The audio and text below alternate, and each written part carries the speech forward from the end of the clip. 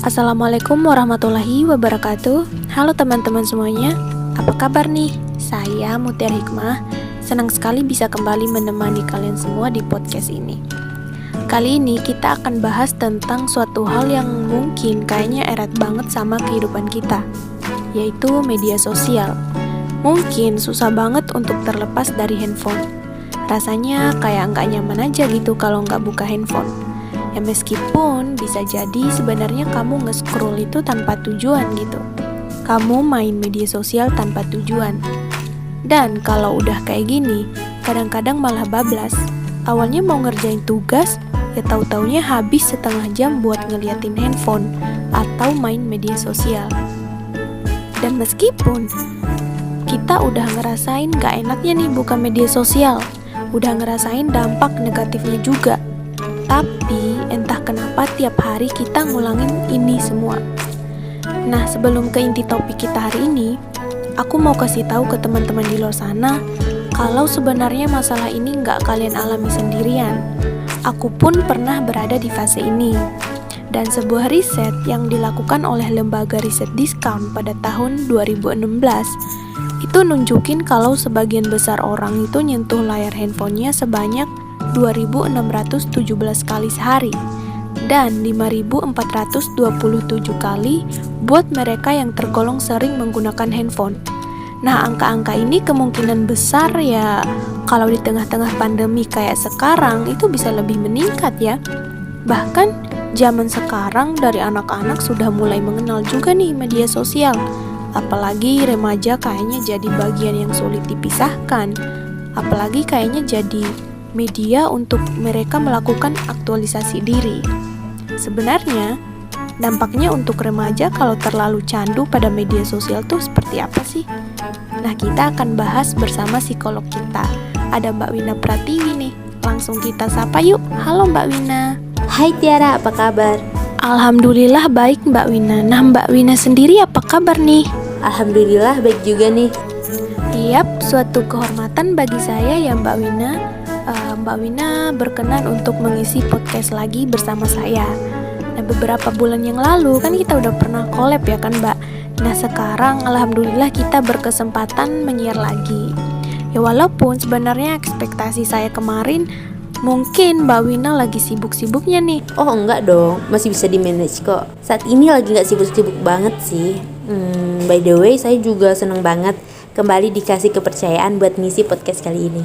Nah Mbak Wina, ini kita bicara tentang media sosial ya. Kayaknya hampir semua orang ya yang sudah bisa menggunakan gadget itu punya media sosial. Bahkan anak-anak udah ada nih yang orang tuanya juga membuatkan media sosial. Tapi kita mau khusus pada remaja. Sedekat apa sih menurut pandangan Mbak Wina kondisinya saat ini? Media sosial dan remaja tuh kaitannya sedekat apa? Oke, sekarang ya. Sedekat hampir sama antara dunia digital dan dengan dunia nyata. Bagian dari remaja ya media sosial itu adalah bagian dari daily life-nya mereka. Pergaulannya di situ, interaksinya juga di situ. Hampir semua hal dilakukan, aktivitas juga dari situ. Sehingga kalau ditanya sebetulnya seberapa erat sih, ya bisa dibilang sangat erat sekali gitu ya. Apalagi di masa remaja. Kebutuhan untuk saling terhubung dengan teman-temannya, untuk berkonformitas atau mengikuti apa yang temannya lakukan. Itu semua kan update-nya dari media sosial ya. Jadi bisa dibilang jarang sekali ada remaja yang tidak memiliki media sosial gitu. Hampir sebagian besar mungkin punya dan itu menjadi bagian dari kehidupan sehari-harinya mereka. Oke, jadi memang betul-betul erat, bahkan kadang-kadang itu jadi gambaran kehidupan mereka secara utuh gitu ya. Padahal kan sebenarnya kadang-kadang kalau kita mungkin orang dewasa sering memframing sendiri media sosial kita. Mungkin kita hanya mau menampilkan A atau B gitu. Tapi kalau remaja ya bisa jadi mereka menampilkan semuanya gitu ya. Iya. Mungkin saja hal tersebut dilakukan ketika remaja belum mendapatkan informasi yang cukup tentang literasi digital ya. Artinya yang sebenarnya media sosial bagiannya itu adalah masuk ke dalam bagian digital life. Penting bagi setiap remaja, setiap individu, bahkan bukan remaja saja, tapi remaja menjadi lebih penting karena memang bagian daily life-nya banyak ada di situ. untuk paham tentang sebetulnya perlu loh ada hal yang boleh dilakukan dan hal yang tidak boleh dilakukan. Ada hal yang bisa menjadi konsekuensi dari apa yang kamu lakukan. Kemudian ini kalau dipakai benar bisa jadi manfaat. Dipakai kurang tepat itu bisa menjadikan atau membuahkan konsekuensi tertentu yang kamu harus tahu. Ditambah lagi kalau bisa berbicara mengenai remaja, memang kan secara neurologis, kemudian kemampuan otak terkait dengan pengambilan keputusan yang matang, kemudian logikanya yang matang. Nah, itu belum terlalu kuat, masih dalam proses perkembangan sampai nanti di usia 20-23an, sekitar itulah. Sehingga kalau kemudian ada keputusan-keputusan yang sifatnya impulsif, tanpa memikirkan jangka panjang, dalam membuat keputusan juga tidak cermat dan tidak matang. Kemudian kaitannya di sosial media pada akhirnya berdampak pada banyak hal. Karena kan sosial media watch your post, everybody can see it. Sebenarnya kayak gitu kan. Nah, itu sangat mungkin untuk terjadi. Makanya PR-nya sebetulnya untuk tetap mengkawal para remaja, mendampingi, sembari juga kita memberikan literasi yang tepat tentang sebetulnya sosial media kalau dipakainya benar bisa loh banyak memberikan dampak dan juga manfaat yang banyak kayak gitu. Ya kalau dilihat-lihat masalahnya ini adalah handphone dan segala apapun yang ada di internet dan media sosial. Ya mungkin itu udah didesain supaya bisa membuat kita kecanduan, membuat kita balik lagi. Nah ini juga sebenarnya adalah salah satu alasan kenapa orang kesulitan untuk berhenti scrolling ya, untuk berhenti dari sosial media. Nah terus gimana sih handphone dan media sosial itu bisa adiktif? Gini, kalau menurut salah satu ilmuwan tingkah laku, hormon dopamin adalah alasan dibalik semua ini. Nah dopamin sendiri adalah hormon yang mengatur sensasi rasa senang di tubuh kita. Jadi bisa dibilang kalau kita lagi ketawa ngeliat meme lucu atau senang nonton anime nih, artinya si hormon dopamin inilah yang lagi dirilis sama tubuh dan membuat kita merasakan itu semua. Terus ternyata penelitian tentang dopamin juga menunjukkan bahwa selain menunjukkan rasa senang, dopamin juga bisa memunculkan dorongan dan motivasi dalam diri kita buat mencari hal-hal yang bisa bikin kita ngerasa senang gitu. Nah, inilah yang akhirnya bisa bikin kita terdorong untuk buka handphone dan scrolling media sosial, mencari hal-hal menarik di dalamnya. Begitu kita udah mulai buka media sosial dan menemukan hal menarik, sistem dopamin ini gak akan berhenti begitu saja. Dia akan terus-terusan untuk mendorong kita untuk mencari lagi nih postingan menarik yang bisa membuat kita ngerasa lebih senang lagi. Kebetulan hal ini juga didorong sama media sosial atau aplikasi lain di handphone kita yang gak ada habisnya untuk menyediakan hal menarik yang dicari sama si dopamin ini. Nah, masalahnya sistem dopamin ini gak memberikan sinyal kepuasan di tubuh kita. Artinya apa? Meskipun kita udah menemukan banyak postingan seru, kita gak akan pernah ngerasa puas dan gak tahu nih udah nonton 10 video lucu di TikTok sekalipun, kemudian kita bakal terus-terusan cari video yang lebih lucu dan lebih menarik lagi, alih-alih kita berhenti dan balik ngerjain tugas gitu. Iya sih, jadi inilah yang bisa bikin kita terus-terusan nge-scroll handphone selama berjam-jam, sampai akhirnya mengganggu produktivitas atau bahkan kita kecanduan ngelihat handphone. Terus, apa yang menjadi indikator anak-anak atau remaja itu sendiri sudah terlalu candu dengan media sosial nih Mbak? Oke, kalau kita berbicara mengenai kecanduan, itu sebetulnya memang ada terms and condition-nya tertentu, di mana hal tersebut sangat mengganggu sekali ketika dia tidak mendapatkan akses terhadap itu. Jadi kalau nggak lihat media sosial bentar aja, dia akan merasa gelisah dan kemudian mencari usaha yang sangat-sangat besar untuk bisa terhubung gitu. Sehingga ada perasaan gelisah dan perasaan nggak nyaman ketika dia tidak tersambung dengan media sosial. Bahkan bukan hanya itu, untuk pada saat nggak ada keperluan apa-apa ya, kecuali kalau memang misalnya ada bunyi notification, ada DM yang masuk, dibuka, itu kan memang berarti betul bagi dia. Tapi nggak ada apapun dan terus-terusan itu dilakukan dengan sangat intens sampai mengganggu aktivitas-aktivitas yang lain. Kemudian kalau misalnya baterai teleponnya nih habis, atau nggak bisa akses karena sinyalnya hilang, atau tiba-tiba sinyal nggak ada. Itu ada perasaan atau emosi negatif yang muncul.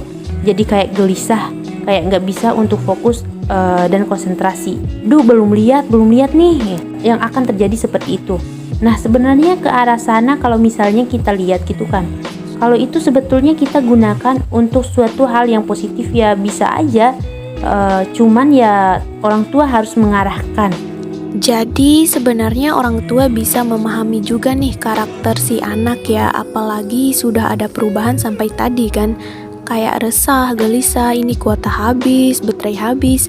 Ini kan suatu hal sebenarnya bukan krusial atau vital. Tapi kalau itu dijadikan sebagai suatu hal yang primer, ini kita perlu hati-hati gitu ya Mbak Wina.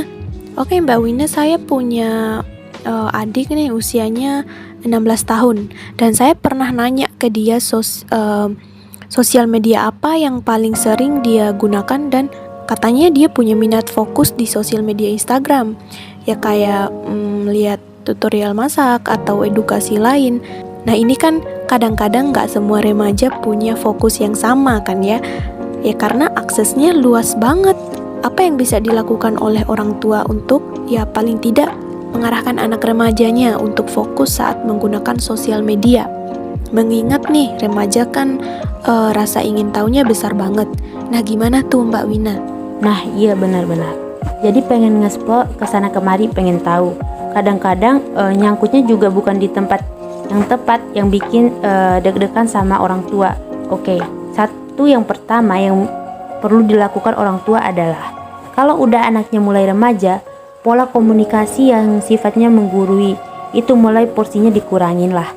Tapi lebih banyak pada komunikasi yang sifatnya itu diskusi, cari tahu apa yang diminati oleh anaknya, membangun komunikasi yang baik dengan anaknya, atau ditanya, minimal orang tuanya tahulah dia sukanya apa. Kalau dia sukanya di satu bidang, kita buka ke dia berbagai search yang bisa bantu dia untuk penuhi apa yang jadi minatnya. Tapi sudah bisa kita pastikan bahwa search tersebut baik. Nah, untuk buat komunikasi yang baik tersebut sebenarnya harus connection dulu. Jadi terkoneksi dengan si remaja kita, sehingga kita punya koneksi yang baik. Pun kalau kita punya masalah mau mengarahkan, kita koneksinya gampang karena koneksinya udah enak gitu kan. Kemudian juga sebagai orang tua, kan ya nggak apa-apa juga mereka follow Instagram atau TikToknya anak-anaknya. It's really okay. Cuman memang ada done and don'ts yang harus dipahami sama setiap orang tua. Ada rulesnya lah. Ketika orang tua follow akun sosial media remajanya, jangan sampai aman-aman ternyata punya second akun gitu kan. Tapi kalau di hide gimana tuh Mbak? Boro-boro ya orang tua nge-hide. Yang ada mungkin malah anaknya yang hide orang tuanya. Ya bisa jadi kan, ya mungkin itu privasi anak. Mungkin gak sih saat anak membatasi orang tuanya pada akun media sosialnya ini, pastikan ada yang ingin ditutupi atau ada ruang privasi yang mungkin anaknya gak mau orang tuanya tahu. Ya sebenarnya bisa jadi bukan karena ada hal buruk yang ditutupi. Mungkin dia lebih ingin bebas berekspresi saja gitu. Saat ini terjadi, apakah orang tua bisa mengintimidasi atau justru membiarkan? Atau orang tua yang jadi punya fake account nih? Oke, orang-orang pastilah punya fake account ya. Biasanya kondisi kalau misalnya anak tidak membiarkan orang tuanya untuk follow itu biasanya karena memang kalau follow nanti akan gini komennya. Kan selalu ada kausalitas lah, sebab akibat seperti apa. Jadi anaknya sudah menakar kondisinya seperti apa. Itu bisa dibicarakan kayak, mami mau follow dong, janji deh nanti nggak komen-komen yang aneh kok, mami cuman mau lihat ini lihat itu gitu. Nah kalau relasinya enak, kemudian si anaknya nyaman, sebenarnya sih fine-fine aja, nggak akan ada yang kemudian biasanya kalau misalnya nih sampai ada yang diumpetin atau apa. Kalau menurut pengalaman, kalau biasanya ditanya remaja soalnya jawab iya, maminya suka komen yang aneh-aneh, suka gini lah, join bareng di komen-komen.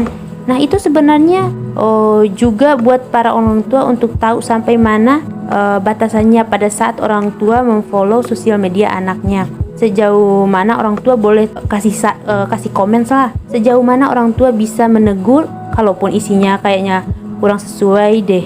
Ya negurnya nggak di situ juga, negurnya belakangan. Caranya juga beda gitu kan. Karena udah masuk areanya remaja gitu. Jadi memang harus tahu juga ya treatmentnya seperti apa. Bener. Karena memang ini sering terjadi di masyarakat. Memang akhirnya jadi satu pembelajaran juga untuk orang tua kenapa anak jadi sulit terbuka gitu ya. Padahal sebenarnya bukan untuk menutupi sesuatu yang buruk. Mungkin lebih ke kurang bebas aja karena takut orang tuanya komen apa. By the way, saya pernah lihat adikku yang sering stalking akun influencer atau tokoh publik gitulah yang dia suka. Nah, saya nanya, kenapa sih kayak ngikutin updatean atau daily mereka terus? Memangnya sejauh mana daily life mereka mempengaruhi hidup kamu gitu loh. Apakah memang benar-benar kamu ikutin semuanya atau memang cuma jadi bahan referensi kamu aja? Dan jawaban dari adikku, dia bilang kalau ya nggak semuanya dia ikutin. Kadang ada yang dia ikutin kalau yang baik-baiknya atau bisa dibilang yang patut dicontoh saja. Tapi kalau ada yang nggak enggeh atau yang nggak perlu ya cuma diliatin aja kayak biasa aja. Jadi ya menurut saya ya cukup bagus sih karena dia sudah bisa memilah-milah walaupun itu idolanya sekalipun. Istilahnya juga zaman sekarang itu orang-orang sebutnya role model ya.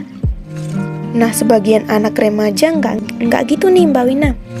Bisa jadi yang benar-benar jadi idola kayaknya ya dianggap semua yang dilakukan itu baik aja gitulah.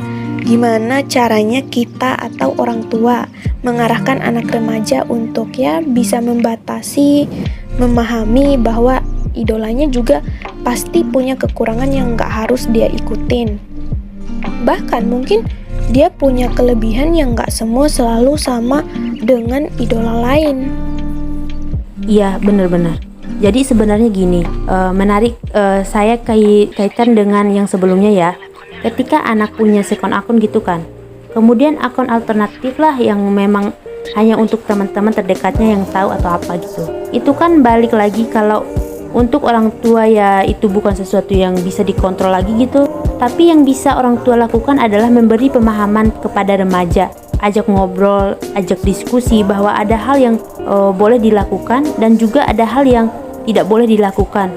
Yang boleh batasannya semana dan yang tidak boleh batasannya semana dengan berbagai macam resikonya. Kemudian itu didiskusikan sehingga dari resiko-resiko tersebut coba pikir-pikir kalau mau melakukan tindakan ini itu sebetulnya bakal dasar mau 4, 5, 6, 7 atau 8 akun sekalipun yang dia punya. Kalau kemudian dia punya pemahaman yang cukup baik tentang gimana sih sebetulnya bermedia sosial yang benar, itu sebetulnya ya setidaknya bisa menjadi bekal bagi dia untuk ya walaupun lagi pakai second, third, fourth account gitu kan, ya tetap aja dia tahu bahwa oh ini boleh, yang ini enggak nih, ini enggak baik untuk dilakukan dan ini baik untuk dilakukan, sehingga dia paham gitu. Termasuk juga materi diskusi tersebut termasuk juga dimasukkan ke influencer. Penting juga bagi orang tua untuk tahu siapa sih yang diidolakan sama anaknya. Kemudian tahu juga apa sih hal positif yang dia miliki, apa hal-hal negatifnya gitu kan. Itu dijadikan bahan diskusi sehari-hari aja. Kadangkala mungkin oh ya dia bagusnya di sini, dia nggak bagus di sini. Orang tua bantu untuk menyadarkan kepada anak, oh ya dia manusia juga loh, yang kadangkala ada juga waktu-waktunya dia buat salah. Mungkin dia nggak sempurna, mungkin dia melakukan satu kesalahan atau statement yang mungkin kurang pas atau kurang tepat, yaitu normal things, karena ya dia juga manusia. Kalau dari situ dijadikan bahan diskusi, kemudian diberikan informasi kepada anak, sehingga anak punya pemahaman bahwa oh iya ya, emang suka banget, tapi ada hal-hal yang kamu suka dan enggak. Oh oke. Jadi sebenarnya fungsi kontrol orang tua saat anak bermedia sosial tuh bukannya justru nongkrongin gitu ya. bukan benar-benar kontrol otoriter, tapi orang tua juga harus ikut vanisnya seperti apa. By the way, bagaimana cara untuk membatasi media sosial dalam kehidupan sehari-hari dengan baik, Mbak Wina? Oke, cara untuk menggunakan media sosial yang baik, gimana sih caranya supaya nggak kelewatan pakai media sosial? 1. Pahami dulu, sebetulnya ketika kita menggunakan media sosial, itu pasti akan ada hal positif dan negatifnya di situ. Berfokuslah pada hal-hal positif yang bisa kita dapatkan dari sosial media. Apa hal-hal yang kira-kira bisa mengembangkan kemampuan diri kita, membuka jalan bertemu orang-orang baru dengan komunitas yang baik. Kemudian menggali hobi-hobi kita yang pada akhirnya mungkin bisa menambah skill kita. Nah, berfokuslah pada hal-hal tersebut. Ketika kita tahu kok pengaruhnya sudah mulai kurang tepat atau kurang pas, nah itu mungkin bisa untuk dihindari atau dikurangi. Kemudian yang kedua, carilah aktivitas di luar aktivitas sosial media tersebut. Jadi kalau misalnya mungkin di sosial media dia dapat inspirasi, dia dapat insight, tapi kemudian untuk aplikasinya harus di dunia nyata. Nah, itu harus tetap ada dilakukan sehingga punya aktivitas lain di luar penggunaan sosial media yang kadangkala karena waktunya terlalu banyak, akhirnya browsingnya kemana-mana yang justru tidak membawa manfaat. Nah, seperti itu. Nah iya, jadi malah nggak sesuai atau nggak tepat guna lah gitu sosial medianya. Kira-kira seperti itu ya teman-teman. Boleh kalian terapkan dan ajak orang-orang terdekat kalian juga. Semoga ini bisa membantu kalian untuk bermedia sosial lebih asik lagi dan lebih bijak lagi. Oke, seru banget ya Mbak sebenarnya kalau ngomongin remaja, apalagi media sosial yang juga istilahnya untuk para remaja tuh suatu hal yang kalau berselancar di sana tuh menarik banget. Tapi kalau sudah sampai ada dampak negatif, perlu nggak sih kita puasa media sosial? Saat kita posting itu kan semua orang bisa lihat gitu ya. Siap sih pas posting, tapi nggak siap pas di komen. Nah, saat anak remaja di komen, terus akhirnya mungkin ada komentar yang tidak menyenangkan. Nah, ini kan lama-lama kalau dia tidak siap juga mentalnya, ya bisa mempengaruhi psikologisnya dia juga gitu. Apa yang harus dilakukan saat orang tua melihat anak remajanya ini sebenarnya sudah nggak nyaman dengan media sosialnya, tapi terus saja ada di sana? By the way, saya pernah baca di website gitu tentang pengalaman seorang psikolog ya. Itu beliau menulis kalau beberapa kali beliau pernah ketemu dengan case yang seperti ini, di mana ketemu dengan remaja yang feels out dengan teman-temannya.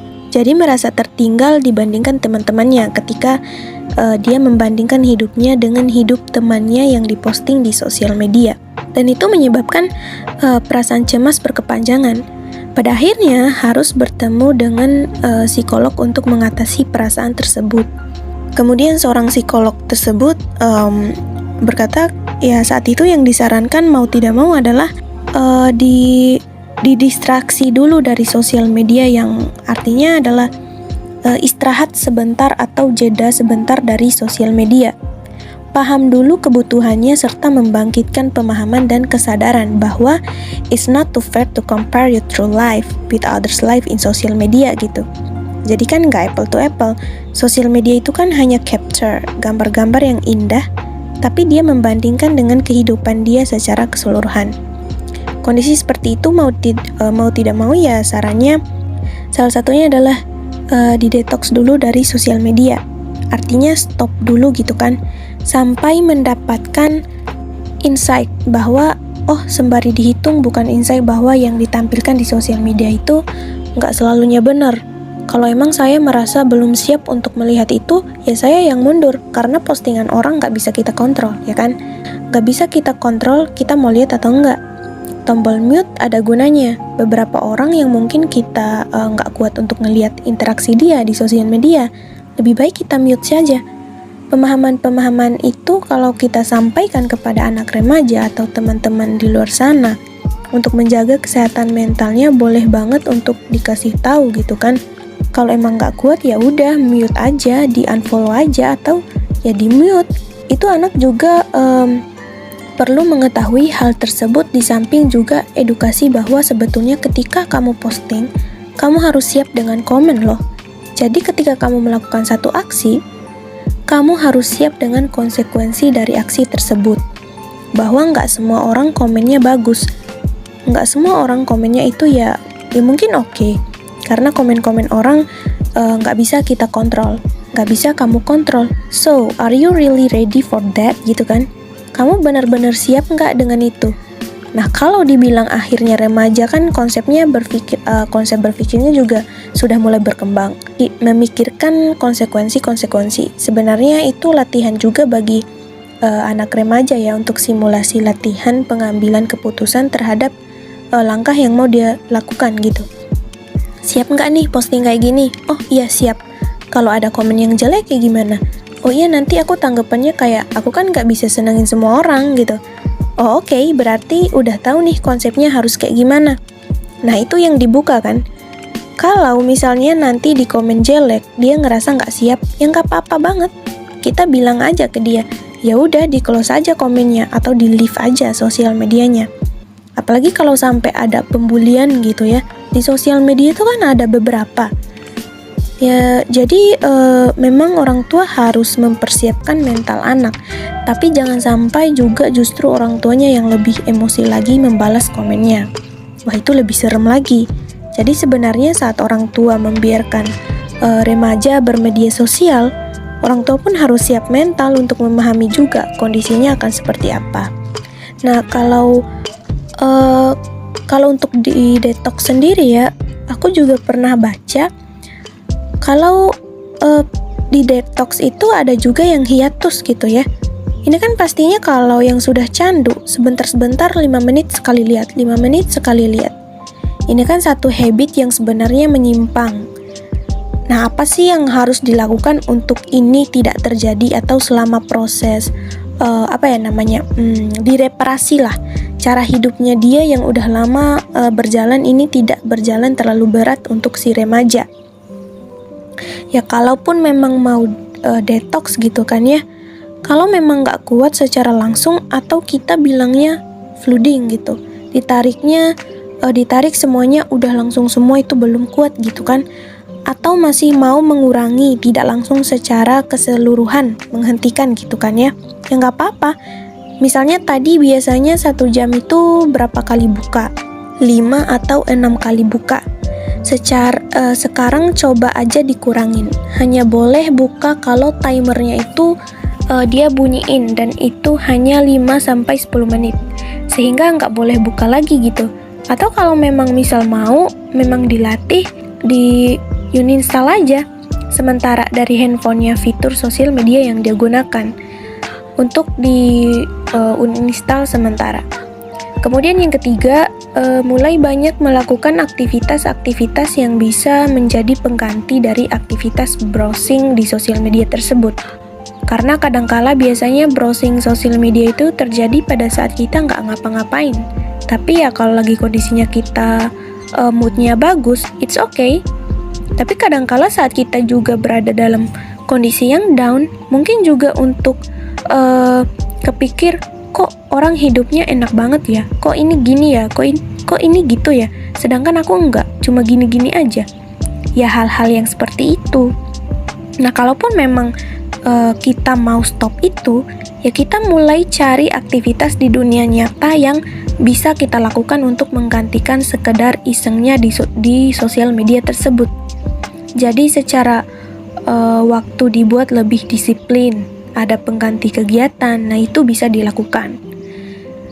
Nah jadi teman-teman ini sebenarnya jadi refleksi para orang tua di luar sana ya, dan tidak terkecuali juga untuk kita juga sebagai calon orang tua di masa depan. Karena ini gambarannya mungkin di remaja, tapi secara nggak sadar kita juga melakukan hal yang sama, ya kan? Kalau di riset yang pernah saya baca itu, sekarang itu 4 menit sekali orang dewasa itu buka handphone untuk sekedar ya nggak ngapa-ngapain, cuma ngecek aja. Nah itu dia harus digarisbawahi. Jangan-jangan orang-orang dewasa juga melakukan hal yang sama. Pasti di podcast kali ini menjadi refleksi buat kita semua ya, untuk paling tidak untuk memahami benar nggak sih, jangan-jangan kita juga nih yang sudah candu sama sosial media. Nah, aku mau ngucapin terima kasih nih buat tamu kita hari ini, buat Mbak Wina. Makasih banyak loh sudah bergabung bersama saya di podcast ini. Terus jaga kesehatan ya Mbak Wina ya. Walaupun ya koneksi kita agak sedikit terganggu, jadi ya nggak apa-apa ya. Saya mengucapkan terima kasih kepada Mbak Wina. Nah teman-teman di luar sana, cukup sekian podcast hari ini. Semoga makna dan pesan dari tema kita dapat tersampaikan dengan baik kepada para pendengar dan menjadikan pelajaran bagi kita semua untuk lebih bijak lagi dalam bermedia sosial. Jangan lupa untuk selalu menjaga kesehatan, protokol kesehatan 5M agar kita bisa menjaga orang-orang yang kita sayang. Akhir kata, aku mau ngingetin juga buat teman-teman ya, kalau hidup itu luas daripada layar handphone. Jadi jangan sampai memang kalian kekontrol oleh handphone dan kalian menghabiskan sebagian besar waktu berharga kalian itu tidak sesuai dengan keinginan kalian karena handphone. So, itu aja dari aku. Sampai jumpa di lain kesempatan. Assalamualaikum warahmatullahi wabarakatuh. See you everyone. Terima kasih.